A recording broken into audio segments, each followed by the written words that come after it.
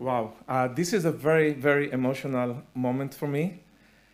26 years ago, I knocked on the door of Professor Allan Brandt, telling him that since my wife is doing a PhD at Harvard, I'm still in the military, and is it okay maybe to plan to work with you? And I was praying, and he said, yes, of course, Nadav. And Professor Allan Brandt is not just one of the most brilliant person I know, he's also one of the most generous. And you know, there is a Pirkei Avot, it's from the Mishnah. Shai, you need to help me about the English here. How you say Mishnah? Mishnah is Mishnah, okay. Mishnah.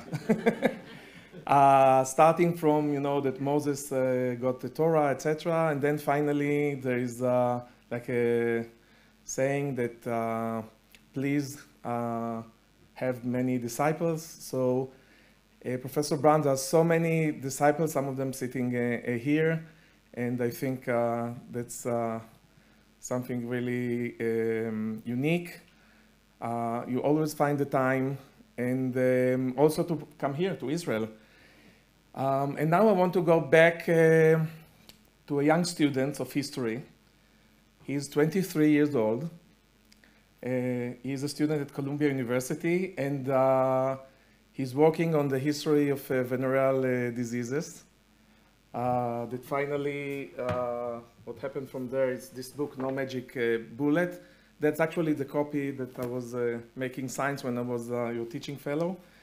And out of this internship, again, 23 years old, emerged one of the most cited articles, Racism and Research, and it's very relevant to our conference, the case of the Tuskegee syphilis study. And you can see here, Allan Brandt is a doctoral candidate, Department of History, Columbia University. And I think that there, actually, you started the notion of how different disciplines can work together in a really true inter- and multidisciplinary way. Historians, anthropologists, bioethicists, lawyers. By the way, bioethicists and historians had many fights, including in Germany. You can go there how some of them took over becoming directors of centers. So also what you presented, Shai, I totally agree that there should be a dialogue, and people that knows me know that I'm totally for a dialogue, but things are not so easy many times. And I want to cite from the final sentences of this a paper that is really one of the most important one and still relevant for current discussion. In retrospect, the Tuskegee study revealed more about the pathology of racism than it did about the pathology of syphilis, more about the nature of scientific inquiry than the nature of the disease process. The injustice committed by the experiment went well beyond the facts outlined in the press and in a report that was published then. The degree of deception and damages have been seriously underestimated. As this history of the study suggests, the notion that science is a value-free discipline must be rejected. The need for a greater vigilance in assessing the specific ways in which social values and attitudes affect professional behavior is clearly indicated. And this is 1978.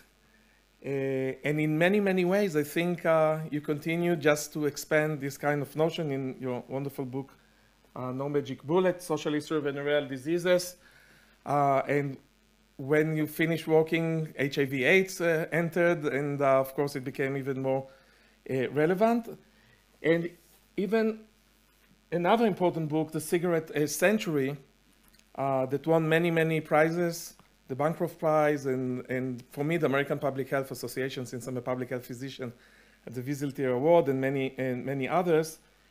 And also about you being a historian going to the court against Philip Morris.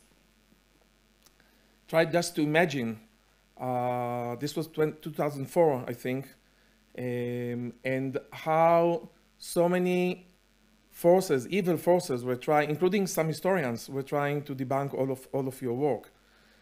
And I think that this is another important lesson about the role of academics and about responsibility and about courage.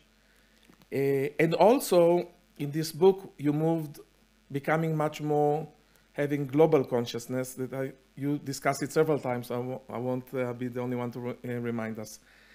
So I think you are, of course, the perfect person to be with us today. Still, short biography. So Professor Allan Brandt is Emily Moses-Katz Professor of the History of Medicine, Professor of the History of Science at Harvard University, where he had joint appointment between the Faculty of Arts and Sciences, where he was also Dean, and Harvard Medical School. So again, creating this kind of a bridge.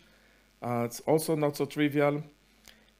Author of No Magic Bullet, I mentioned. Also Morality and Health, that is important for any public health practitioner.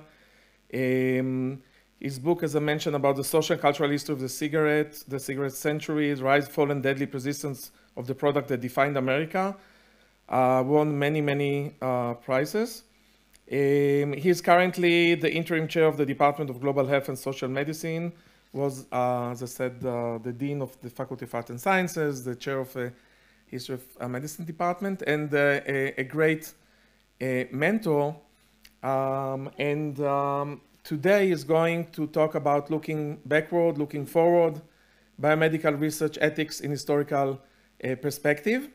And just final sentence, we spoke before about physicians and humility. That's something not going so well together. I'm saying it as a physician. Maybe even epidemiologists are even worse sometimes.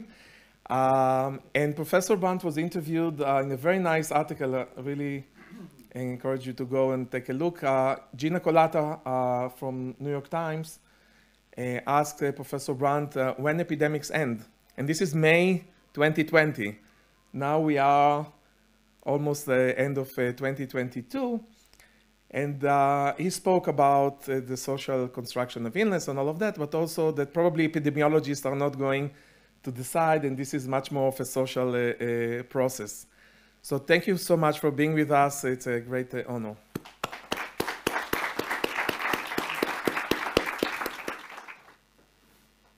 I'm so honored to be here and to be part of such a really important and timely meeting. I want to thank Professor Harrell and Professor Levi, and I especially want to thank Nadav. Everyone knows, I think, who has worked in the academy, the gratification of having such exceptional students who go on to do so much important work. And as I look at my career, and I know that I've had students like Nadav, who's been such a remarkable leader as a historian, physician, ethicist. Nadav seems to combine all the fields that we need to take up here in this critical meeting. And I just can't say how much that means to me to have students who are in the world thinking hard, solving problems, and representing crucial moral values, which is what this meeting is really all about. So I just want to say how grateful I am to him as part of the steering committee and for this invitation, and how much our roles reversed from my being his advisor and mentor to so much that I've learned from him over the years. What I want to do this evening is think about mostly the history of biomedical research ethics. And as was suggested, I'm going to argue that there's a lot that we can learn in this history about the current moment, and perhaps strategies for thinking about the incredibly significant and powerful challenges of the future. So I want to begin by sketching out what I think collectively we could call the modern regime of ethical research. And I think it's now been going for 50 to 70 years. But we very rarely look at it as a whole in some synthetic way. And I think that's one of the utilities of taking a broad historical perspective. And what are the forces, what are the interests that created the rise of modern bioethics?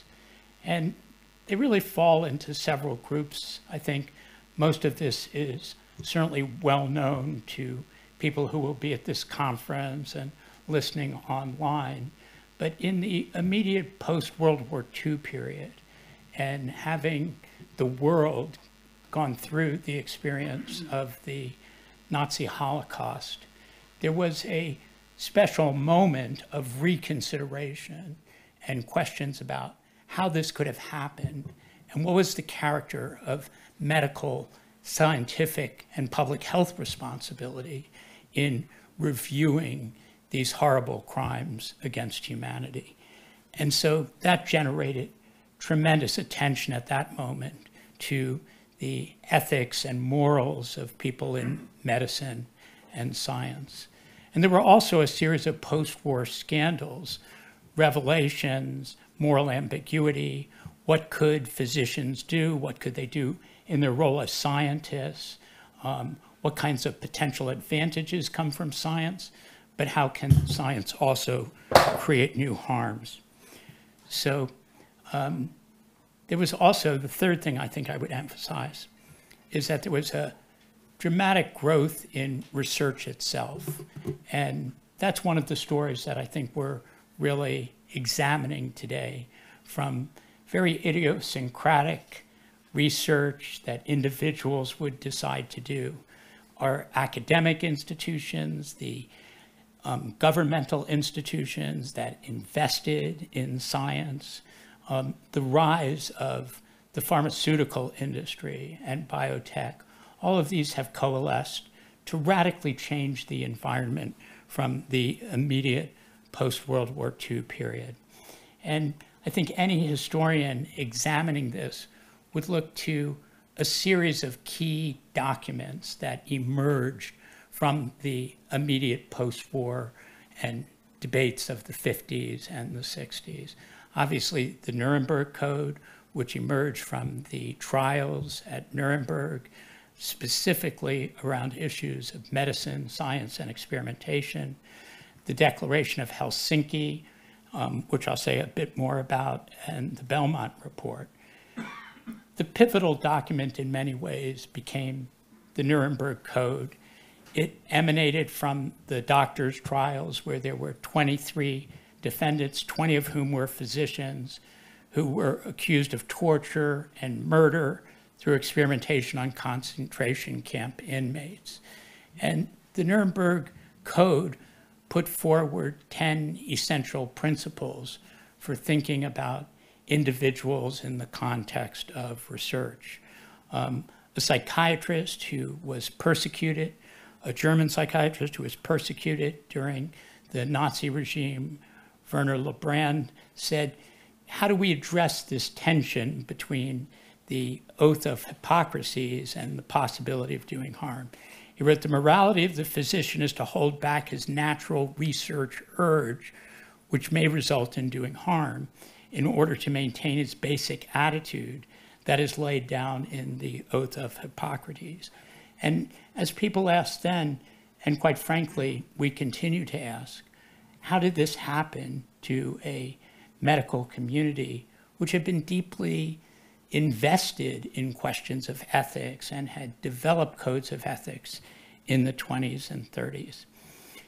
Alexander Ivy, who was an American physician, very active in the prosecution, wrote, I believe that this Hippocratic commandment refers to the function of the physician as a therapist, not an experimentalist. And what refers to the Hippocratic Oath is that he must have respect for human life and the human rights of his experimental patients.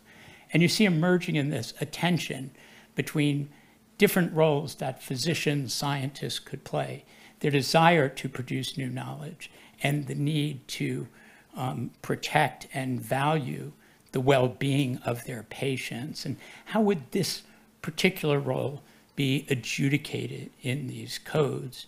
The Nuremberg Code emphasized the need for professional independence from the state, because many accounts emphasized the authoritarian, totalitarian regime had fundamentally pushed physicians into unethical behaviors that had led to the disastrous tragedies of medical experimentation. And it placed essential moral responsibility for on the physician scientist. That physician scientists had to have the authority and the trust to resist powerful changes in politics and ideology. There were 10 principles, and I don't have time to go into them all here, but many people say that the Nuremberg Code really was the invention of informed consent as we know it. The idea that nothing should happen to any individual, to a patient or research subject, without their expressed voluntary permission and deep knowledge of what was going to happen. And that the authority of the physician should always center on the human rights of the subject patient. I recently saw that The Lancet has developed a new commission just in the past year to continue to study the Holocaust and the experience of research science at that time. And I don't think this is just by chance that there will be a major global commission on the Holocaust. And it speaks to the enduring importance of history. But I think it's also quite sensitive to the current issues of intolerance, racism, hatred, division, that has the potential to disturb generally conceived and deeply respected notions of respect for humans and human rights. So it will be interesting to see what they come up with. But one of the things I want to do is to develop a global curriculum for teaching about the Holocaust in ways that remain essentially relevant to medical students, scientists, and individuals in training. The second major document that any historian would want to center attention on in the building of this regime, I'm calling it a system, maybe we could call it a paradigm, but regime seems to capture the systematic coalescence of thought and ideas in these post-war years. The second document is the Declaration of Helsinki. It required aspects of peer review for research protocols, that research had to benefit society, that risk to patients should always be minimized. It wanted to make a difference between therapeutic research on people who were ill, who might benefit from research, was fundamentally different from research on healthy human beings, so-called non-therapeutic research. This still comes up frequently when we do research on vaccines. There is a potential therapeutic benefit to somebody getting a new untested vaccine, but it also has aspects of non-therapeutic research because it's focused on healthy individuals. The Helsinki report also argued Helsinki was produced by the World Medical Association, which brings together all the national medical associations around the world, that it was essential to maintain physician authority and discretion over scientific ethics. And it expresses a notion that really scientists and physicians should be making these essential decisions about what constitutes appropriate research ethics. The third major document, and as you know, historians love documents because not only are we deeply interested in the text that is produced, but the context and the motivation and the incentives for producing these important texts. And comes a little bit later after a series of ethical scandals, especially in the United States.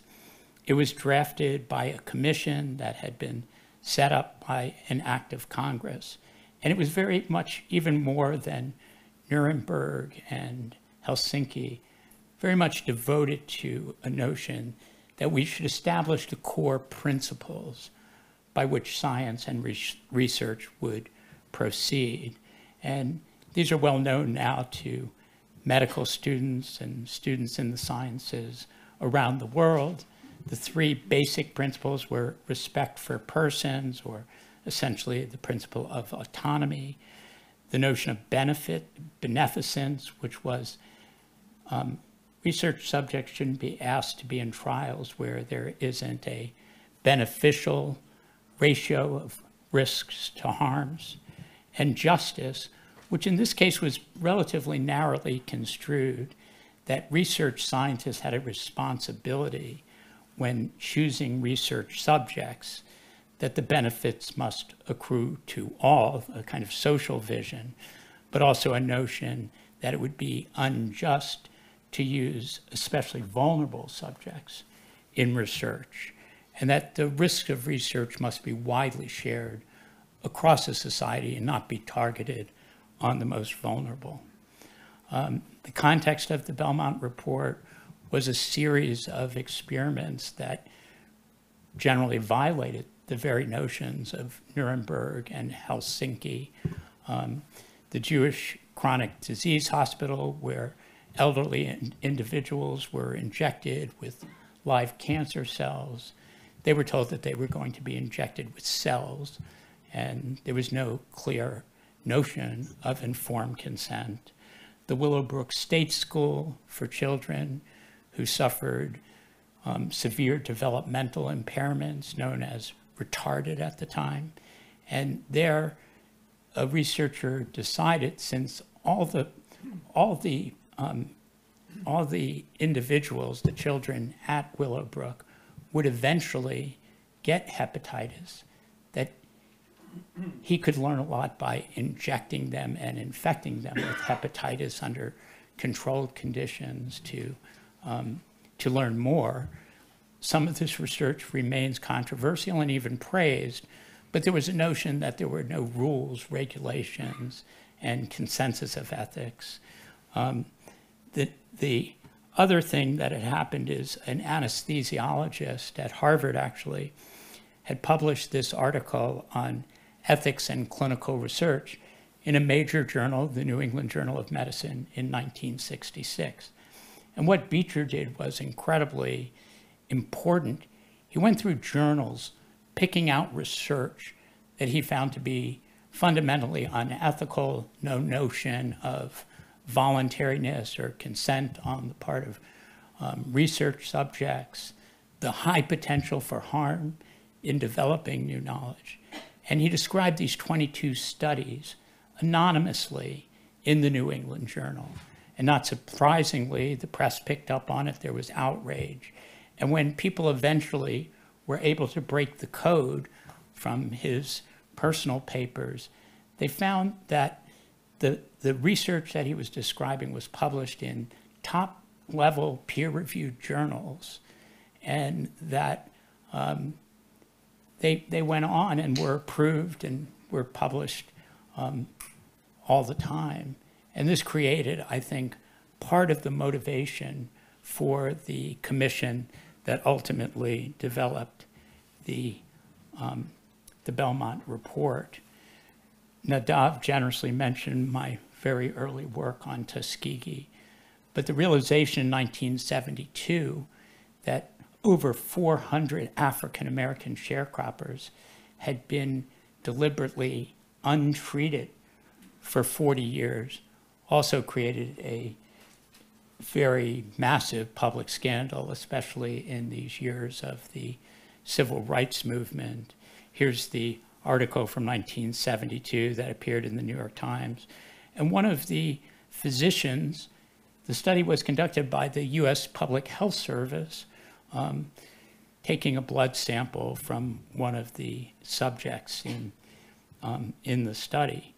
And I began researching this as an early graduate student. And of course, I had read the news articles around that time, and they all said this was a study of untreated syphilis in the Negro male. And articles had appeared in the American Journal of Public Health and other major publications through that 40-year period. But when the archivist brought me the box of papers that I used to write an article, the researchers kept referring to the treatment that the men were getting. And I couldn't figure this out because I knew the men had received no treatment through the study. There had been a major national investigation that came to the conclusion that the men were never treated. It said that they didn't know whether they had given informed consent to participate in the study or not. But what I found was, how do you collect people who you want to experiment on? You tell them that you're going to treat them. And so throughout the archives, there were indications like, we don't have adequate treatment for the men. What they meant were potions and spring water that they convinced the men was treatment. And they sent a letter to the men in the study announcing that they wanted to do a final spinal tap. And I found this letter in the archives as a young historian. Some time ago, you were given a thorough examination. And since that time, we hope you have gotten a great deal of treatment for your bad blood. Bad blood was a kind of idiom for Southern blacks regarding sexual infections. You will now be given your last chance to get a second examination. This examination is a very special one, and after it is finished, you will be given a special treatment if it is believed you are in a condition to stand it. Remember, this is your last chance for special free treatment. Be sure to meet the nurse. And as I read this, I realized that one of the essential and ongoing problems in human subjects research in medicine was this quid pro quo of incentivization through the offer of care and treatment. And as we'll see in a minute, this becomes one of the major ethical conflicts as we move forward. It was at the center of the Belmont Report, which very explicitly wanted to separate research and care. And they emphasized the boundaries between patient care and research. They talked about clinical ethics, which was one set of problems, but research ethics were exclusive, and they saw this as non-overlapping. And the Belmont Report sought to make a very clear demarcation between clinical care and research. Research, of course, which centers, as we all know, on the need for important generalizable knowledge. And this sharp differentiation was also a political aspect because physicians in the United States and many other countries did not want clinical care to be highly regulated. This was a time in the US where the medical profession was opposing national health insurance and other measures. So they wanted to build this boundary between research and clinical care. This is a quote from congressional hearings by a very well-known and influential lawyer and bioethicist in the 70s and 80s, Jay Katz. He said, which interaction should be designated as research and which therapy? And what are the boundaries between research and therapy? Speaking to Senator Ted Kennedy, he said, a physician is given a great deal of authority, a great deal of latitude in the exercise of his therapeutic functions. And by this he meant, we're not going to be able to do that much in clinical care, but we could create a very clear and dense language around the research for physicians. So these are some of the questions that came up. Can physicians use new and unvalidated treatments? Could they bypass an institutional review board by calling their activities treatment rather than research? And it was a time of very interpersonal, idiosyncratic research among many physicians who would say, I have a question, I'm going to give some of my patients one thing and some of my patients another.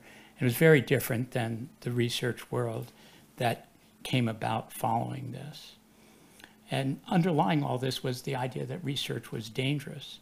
And how were we going to protect patients?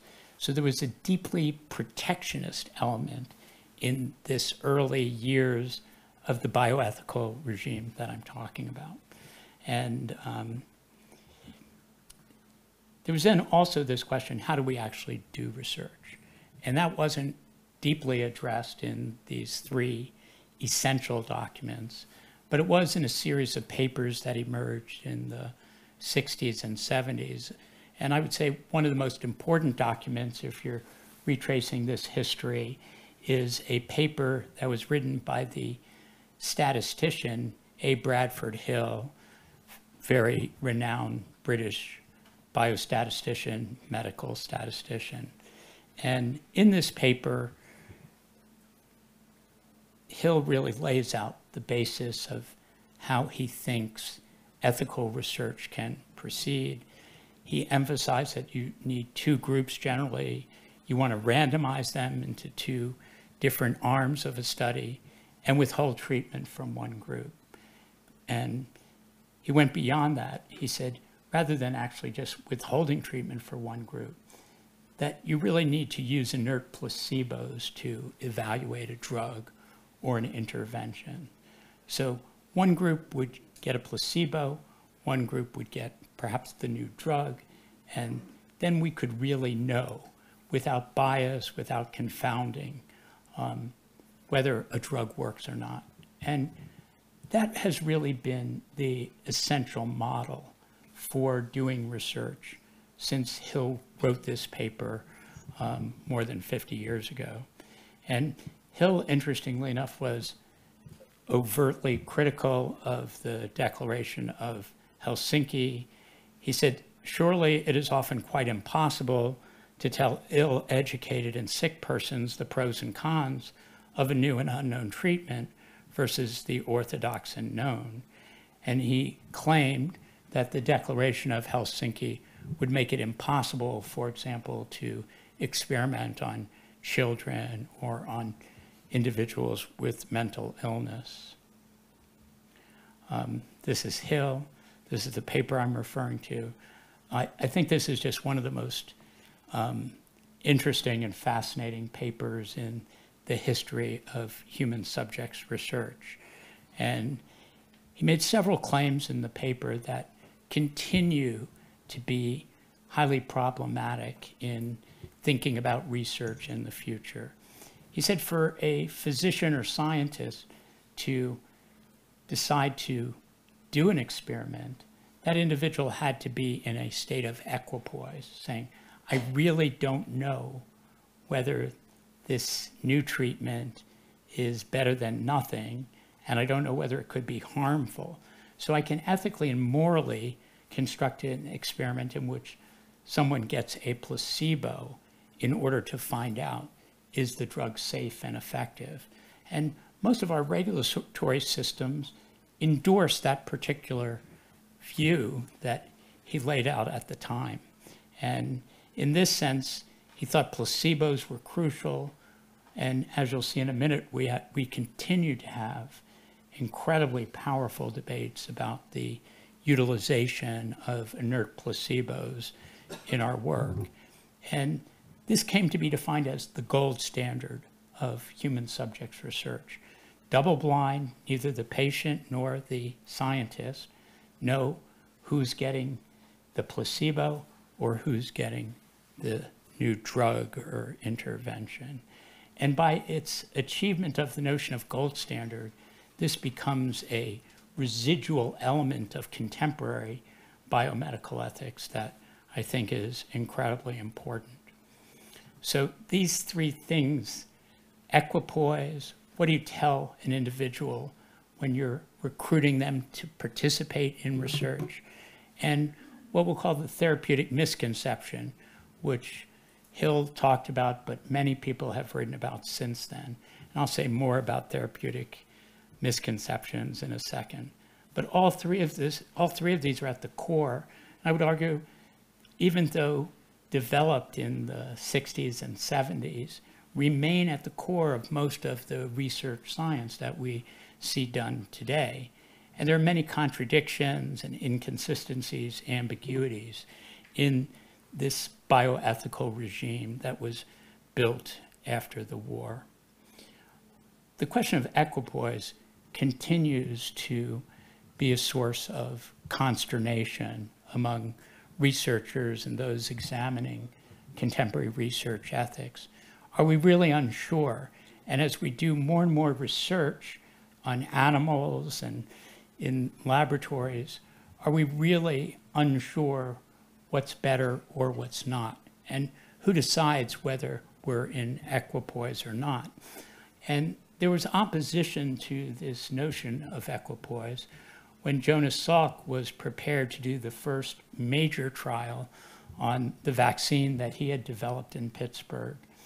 He was incredibly skeptical and frustrated about the idea of needing to do a randomized, double-blind, placebo trial on children. And he wrote at that time, if we are aware of the fact that the presence of antibody is effective in preventing the experimental disease in animals and man, then what moral justification can there be for intentionally injecting children with salt solution, the placebo, or some other placebo for the purpose of determining whether or not a procedure that produces antibody formation is effective? He went on to say, I would feel that every child who is injected with a placebo and becomes paralyzed will do so at my hands. And I think this raises the question, Salk essentially argued, I am not in equipoise. I believe this will work. And Howard Salk investigated that. The first person he gave it to was himself. The second group he gave it to were his 3 children.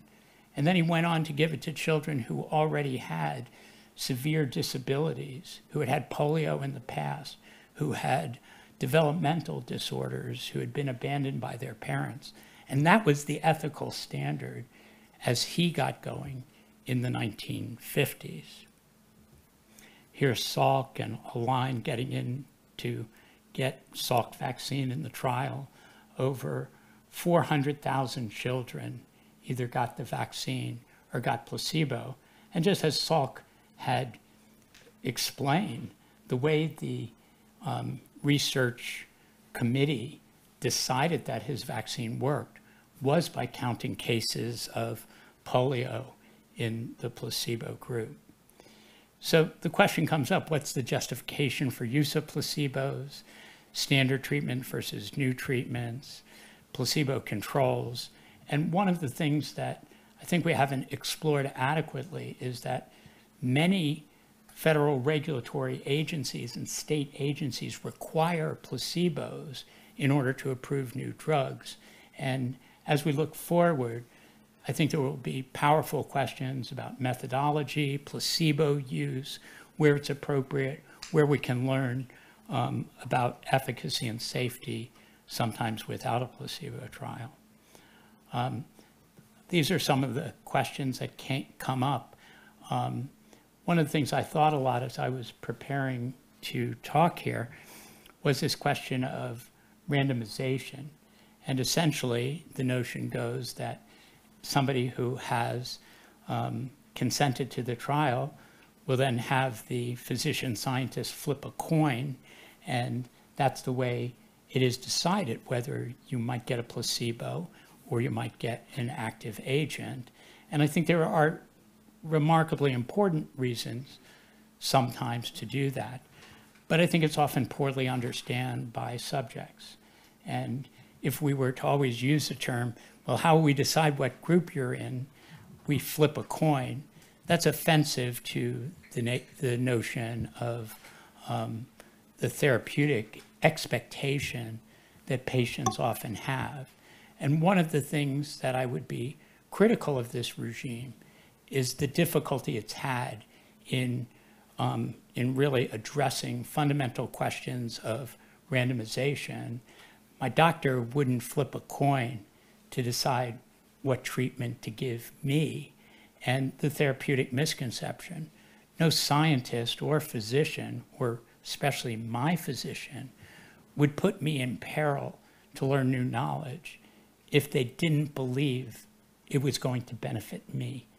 And so these are some of the dilemmas at the center of this regime. There are sort of basic questions that I think any patient, especially a patient who is ill, would ask, and if you ask patients who have been in these trials, did your physician, researcher know which drug you were taking, the placebo or the new medication? Most patients say, well, of course, even though it's often been explained to them that it's a coin flip. And I think investigators are inherently conflicted, as we'll see, in how they consent a potential study subject. And the notion of therapy, this could help you, is traded against the desire to develop scientific knowledge. Of course, many of these things are made clear in consent forms, is that, you'll be part of a study. But the language that we use in informed consent processes is also very important. If we say to patient subjects, we're going to perform an experiment and flip a coin to see which group you're in, I'm quite certain we would have less recruitment. If we say there's going to be a study, you might gain some benefit for it, and you'll be randomized placed in one arm or another to find out whether this works.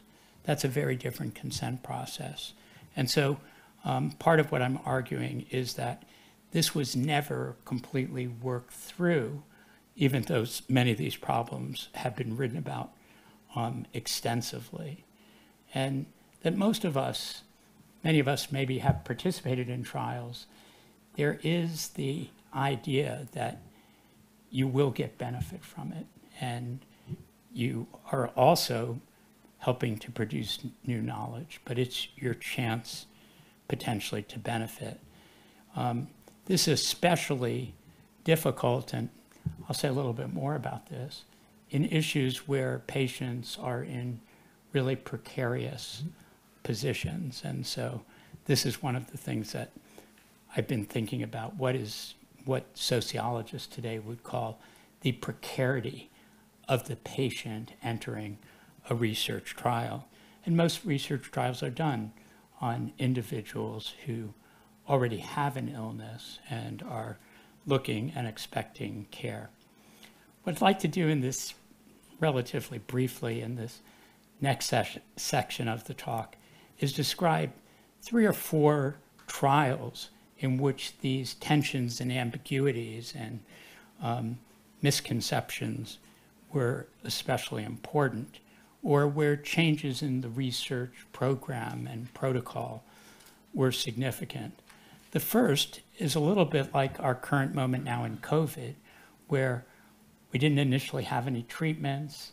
How do we develop research protocols and ethical science in the midst of an epidemic? And this was especially true in the 1980s and 1990s, before effective treatments were discovered for HIV/AIDS. And what I want to suggest is that we have to really look at the context and circumstance that may differentiate how people respond to assessments of risk and benefits. And of course, when we're in a pandemic, and we've all seen this in COVID-19, people are willing to take risks that they might not during a period in which there is not epidemic or infectious disease. One of the things that happened in the 90s was really fascinating, is that they started to put the early AIDS drugs in trials between placebos and between active early new antiretrovirals. And what happened, especially in a lot of very well-educated gay communities, is that men decided it wasn't really fair to be randomized to placebo. It was like a certain death. So they started having their medicines evaluated in labs so they could trade some active medication to those who were getting placebo. And eventually, really as a result of intensive activism among gay men and AIDS activists, they developed what they called the parallel track. And some of you may remember this. What they said is that we're going to continue to run the trial and randomize for placebo and AZT, which was one of the early drugs. But for those who don't qualify for the trial, we're going to have early access to unsubstantiated drugs. And this was a critical change in orthodox research process. And what it showed is, can you modify these processes based on the conditions and the context in order to potentially get your scientific knowledge, but also potentially benefit people who were at risk of almost certain death. These are some of the news media accounts of the parallel track. It's very interesting what happened when it was first proposed. Many scientists said, this is terrible, the idea of developing a parallel track, because if we do it, why would anyone agree to be actually in the trial? Why would they put themselves at a 50% chance of getting a placebo if they knew they could get it in a parallel track outside the double-blinded process? And so scientists strongly resisted this. And they made a really important and interesting argument. They said, if we start to do trials this way, we will never be able to do the kind of fundamental, substantive, definitive trials that are so essential to discovering new knowledge. So many people argued that if we compromise the double-blind placebo process, you destroy the opportunity to create new knowledge. And now in 2020 hindsight, we realize that this isn't what happened. So it gives us some insight into flexibility about obtaining drugs, especially for individuals who are in precarious health and suffering from possible serious disease and potential death. This is what Anthony Fauci, it's a major story in his really remarkable career, because he finally decided, I must listen to the activists. They know a ton about AIDS drugs and trials and strategies. And this is what Fauci wrote later. He wrote, there was a concept that if you have a clinical trial, it has to be sacrosanct with very rigid criteria. People who were infected, who had no other possibility of therapy, were objecting that there were a lot of rigid rules that they said could not get into the clinical trial, and therefore could not have access to perhaps the only drug that might prolong their life. Their argument was, let us take the chance. Let us sign that we appreciate we may be taking a drug that has some unproven toxicities, but we know from looking around at all of our friends that in fact we're going to die if we don't get these drugs. And for me, this goes back to fundamental issues in what was widely described in this literature as the therapeutic misconception. What is the trade-off? Why do people take risks to be in trials? Why do they take risks to be in trials where there's a small potential of benefit? Because they're incentivized by their precarity. And this, again, is one of those issues that needs fundamentally more attention. The other example that I have that came about trials during the AIDS pandemic is a trial that was done ultimately in Uganda for women who were pregnant. And it had been found in the United States in this major trial that if women got zidovudine when they were pregnant and children got it as soon as they were born, you could virtually end perinatal transmission of HIV. And that's what happened in the United States and France that did this 076 trial. But there were other researchers, Western researchers working in Africa, global researchers from around the world, who wanted to ask a different question. They posited that many countries, especially in the global South, would not be able to afford a full dose of zidovudine, which often cost $800 to $1,000. Countries that the annual health spending was $4 to $6. They wouldn't be able to afford it. So they said, we should find out if a lower dose under a less expensive protocol would also protect women as opposed to the full dose that had already been proven to be effective. So what they decided to do was to do placebo trials in Uganda. And in those trials, they put one arm of the trial on a lower dose of zidovudine, and the other part of the trial was on placebo. Now, the researchers had considered the ethics, but they said not getting any treatment is the standard of care.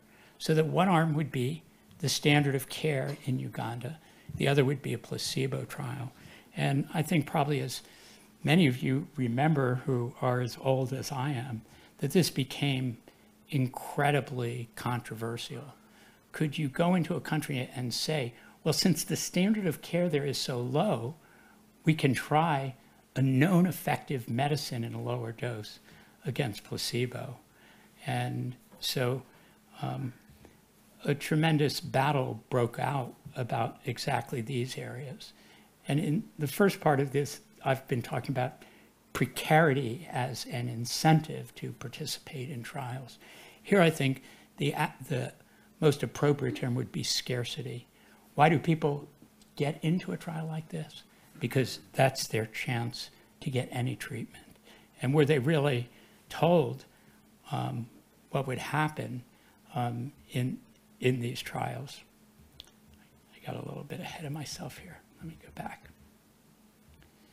So Peter Lurie and Sid Wolf, who were known to be activists, public health advocates, argued that these trials were completely inappropriate.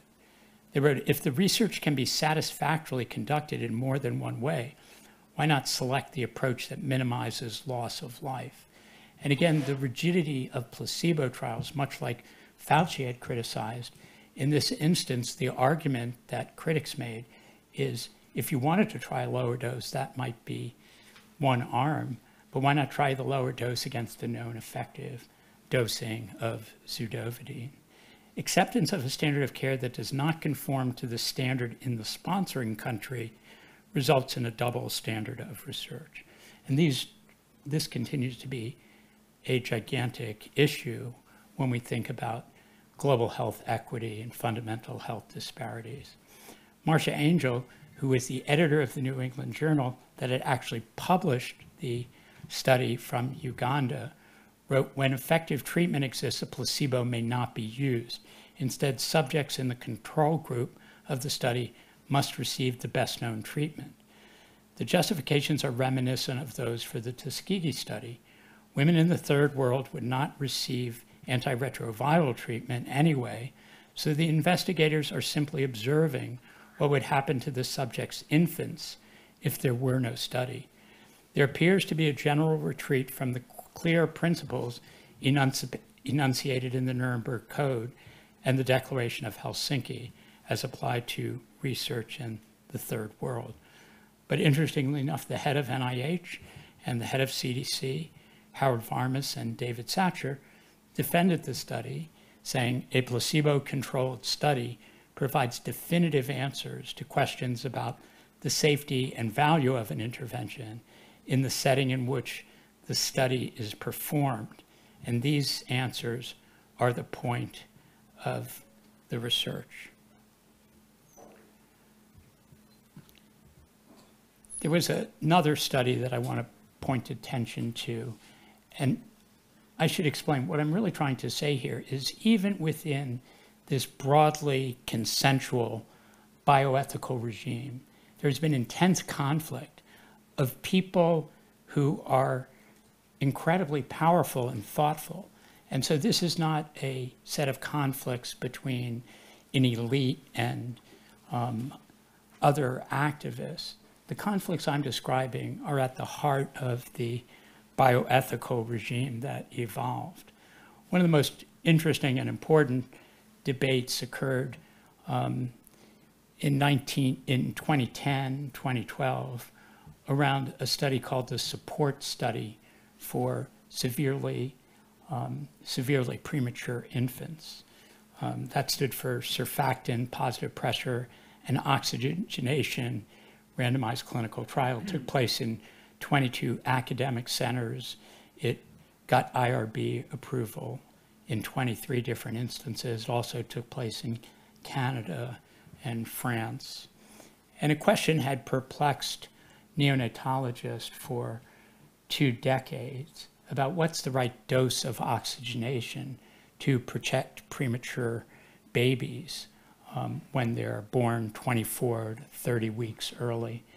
And the question had always been, it seemed like it had become known that giving oxygen in high doses resulted in blindness and neurodevelopmental disorders. But on the other hand, giving inadequate doses of oxygen put these premature infants at a significantly higher risk of death. And so there was an intense commitment on the part of the neonatology community to resolve this question with the hope that they could find what they called a sweet spot, some dose between the highest doses and the lowest doses, 85 to 95, that would reduce deaths, but at the same time, reduce the potential for blindness and neurodevelopmental disorders. And they decided to do a randomized clinical trial. No placebo, but put one group of babies in a group that was from 85 to 89% oxygen, and another group of babies in a group that was 91 to 95% oxygenation. And they decided they really had to do this on a double-blind basis. Well, how do you blind the dosing of oxygen that you're going to give in a neonatal unit? Well, you change the calibration so the physicians and nurses dosing these children wouldn't know what the real dose was.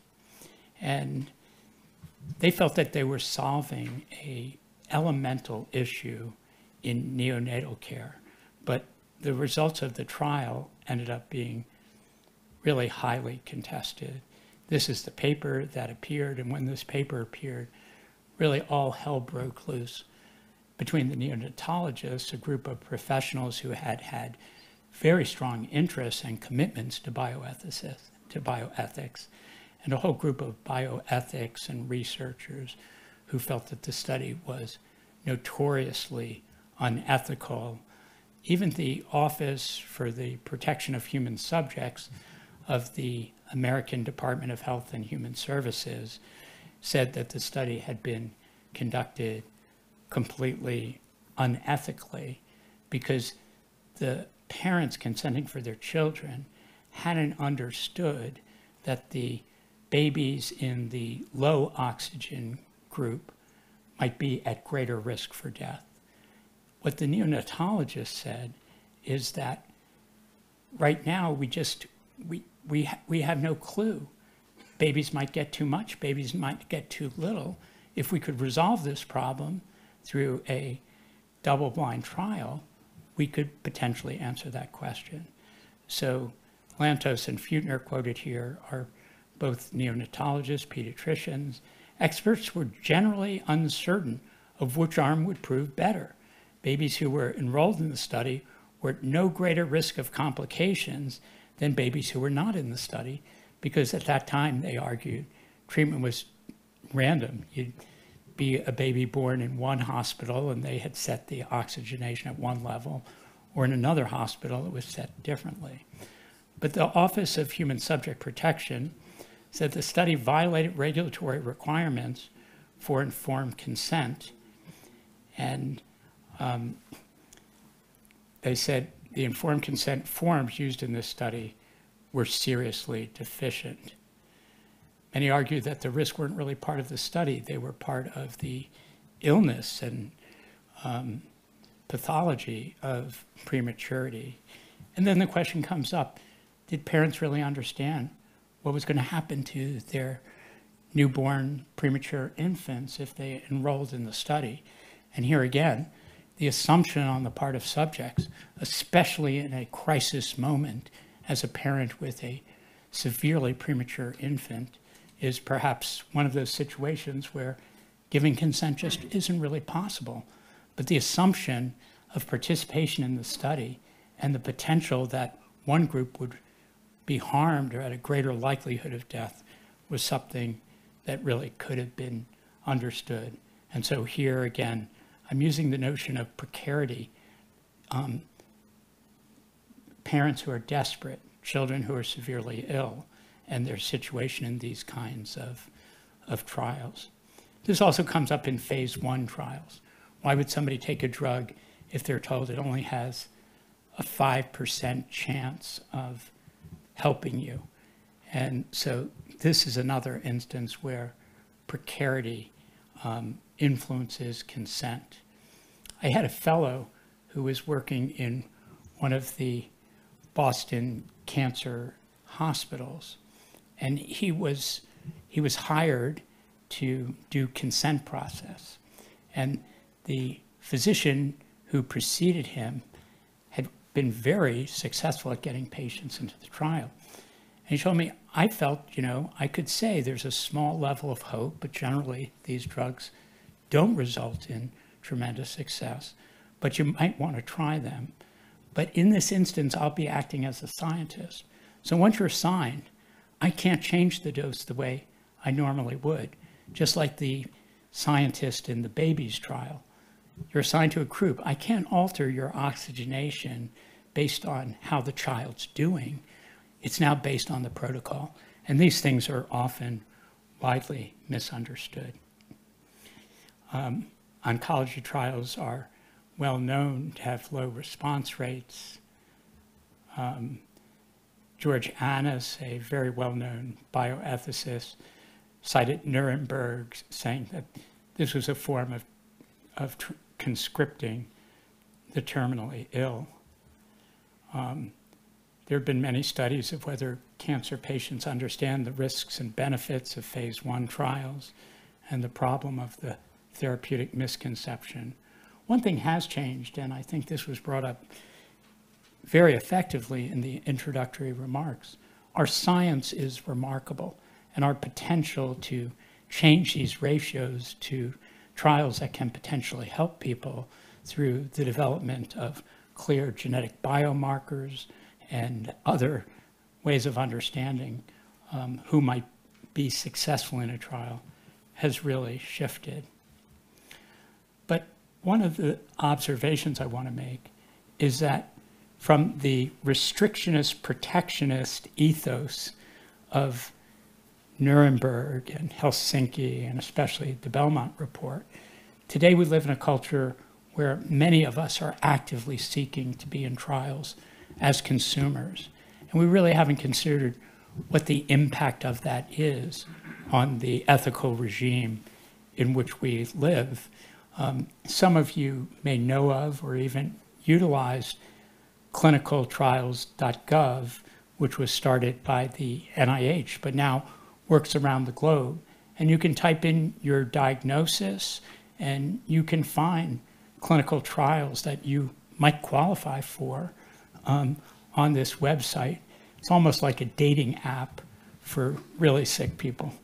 And I think, again, we're seeing this massive change from the notion we should be protecting people, especially vulnerable people, from research, to a current ethos that centers attention on people seeking out trials. I've spoken a little too long, so I want to move forward. But just looking forward, one of the questions that I know we'll be asking over the next 3 days is, what is the current status of this post-war ethics regime? How effectively has it worked? What have been some of the conflicts that have arisen? Should we reform? Should we reboot? We must re-examine. But should we reimagine a biomedical research ethics that has somewhat different values than the protectionist orientation that centered attention on equipoise, that inevitably drew on therapeutic misconception? And what are the challenges that new science brings to this ethical regime? And these are some of the things that I've mentioned. In some societies in the US, people are demanding a right to try new drugs. And what would that mean for the controlled research that's critical to producing generalized knowledge? We also know, as many have pointed out, that big pharma, biotech, has been one of the most dramatic historical forces of the last 50 years. And I found a paper last week that said private equity firms are buying up clinical research organizations. What that tells us is there's big money in clinical research, so much so that investors believe they can extract value from the encounters that patients have with subjects. Tremendous number of new research trials. Some of these drugs are incredibly expensive. You probably saw this in the news that there's a new hemophilia gene therapy that's going to cost $3.5 million a year. So I found myself thinking, what's the word cloud that emerges from my examination of post-war bioethics? And obviously it would include things like consent and human rights, and these have been critical issues. But it also includes what are the characteristics of our precarious health and how that generates our interest in trials that may have very little benefit. What's our notion of how scarcity contributes to people's incentives and researchers' incentives to do work? These are some of the areas that have already been mentioned that we don't really understand adequately in the current regime. Consumer demand, global access and equity, big data, AI, as has already been mentioned, things like the right to try. So I just want to say, in conclusion, my final thoughts is that we need to rethink our ethical regime as we face these challenges. And I'm so pleased to be part of building a community of people who are going to think hard and critically about the future challenges and what biomedical ethics could look like, how it could serve the possibilities of humane, equitable, and compassionate care in the years between now and 2050. Thank you very much.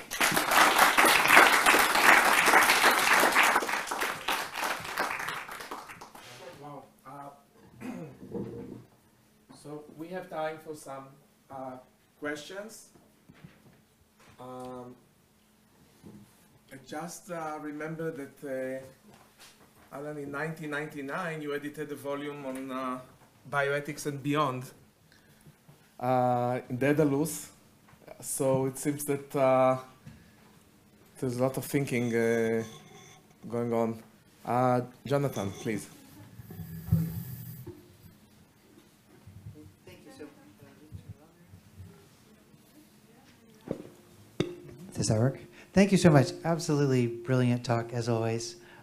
So much to think about. You hinted at it a little bit, but could you maybe talk about the role of the pandemic and the last 3 years we've been going through and COVID, and thinking about how that future might have been altered? I mean, I just keep thinking that just the basic idea of a blind study or neutrality or equipoise it's just been thrown out the window the past 3 years, because nobody's blind.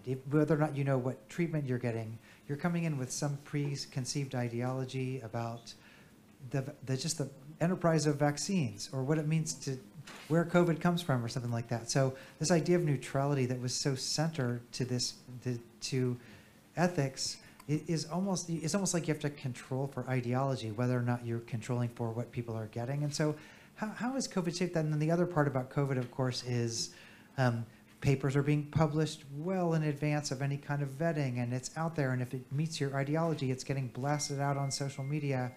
And so in a way, it's kind of like these core foundations of what it means. You know, I could go on about ivermectin and stuff, but what's the role of the pandemic in rethinking how the past will lead to the future?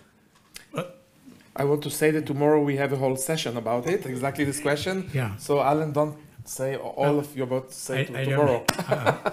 I'll save a few things for tomorrow, but I think it's a very good observation on your part, because one of the questions I've really been asking is, how does this bioethical regime that began in the 1940s and evolved into the later part of the 20th century really fit for the problems that we're facing now? And one of the revelations of the pandemic, in some ways foreshadowed by HIV, is that this formulation is very weak in the face of pandemic disease. And so I think we were able to do very successful vaccine trials, but in retrospect, they overestimated the success of vaccines.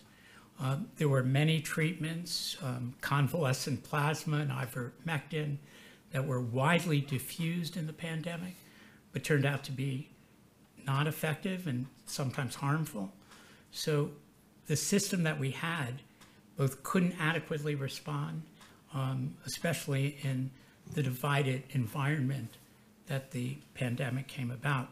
And what I think historians like Nadav and I, and you, Jonathan, would think is any pandemic is going to be subject to the immediate contextual issues in which we place that pandemic. So the fact that the pandemic came at a time when democratic values were at risk and individualism usually overwhelmed collective and community action, these were the contexts in which we tried to figure out what works and what doesn't. And regrettably, I think, in the midst of this, people kind of gave up on it, because all of these systems are so highly dependent on trust. And one of the strengths of the biomedical regime that I described was that it really promoted very effective research in large measure. And, one would say today, the confidence that we have in this system is eroding. And how do we create a system that will really generate the kind of public trust that's necessary, especially in a pandemic? We have maybe one last question. Dro? Meanwhile, I just want to add that there's another tension here between clinical bioethics and public health ethics that I'm sure we'll discuss tomorrow. I can say that 20 years ago, for example, in an outbreak, it was quite common to do things that now would be considered quite unethical because it's in the middle of an outbreak. Yes. But that's another discussion. Yeah. Thank you for this extraordinary talk. You mentioned the informed consent, and you mentioned that there was some inadequacies in some informed consents, etc. On the other hand, the rebound effect of this is an average informed consent today is 15 pages that nobody is able to read, and it is like my insurance policy that I sign and I don't read. So how do you reconcile this problem? I think that's a great question, because when I see these 25-page consent forms, I'm asking myself, is that the way we would inform a patient or a parent in a dire medical situation, or are those forms serving other purposes? And I think that the ambiguity of informed consent was, is this genuinely for patients to understand? Because they have excellent ways of explaining trials and new medicines and side effects to patients, or when they're asked to sign a 25-page document and they're saying, I'm going to do anything you tell me to do, I'm desperately ill. And I think that's the ambiguity of the consent process that has evolved. It has many legal implications. And I'm thinking, I really want informed consent. I'm a patient. And my physician researcher is thinking, I have got to get informed consent because of the liability issues here. That's a very asymmetric system. Thank you so much. Okay, last one. I wanted to ask,